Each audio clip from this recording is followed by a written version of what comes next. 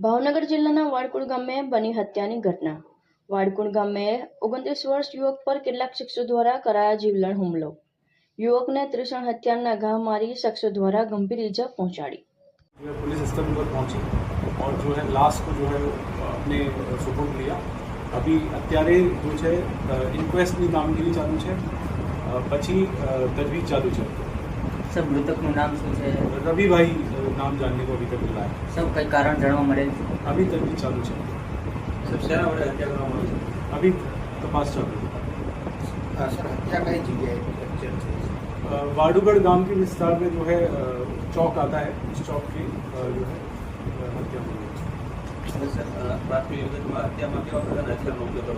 चाकू की छरी और चाकू से उसको जो है घूप घूप कर बार बार मारा है, ऐसा आया है।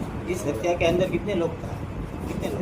अभी तो तजवीज चालू है, तपास चालू है, जैसे भी जानकारी मिलेगी आगे बताएंगे। Thank you.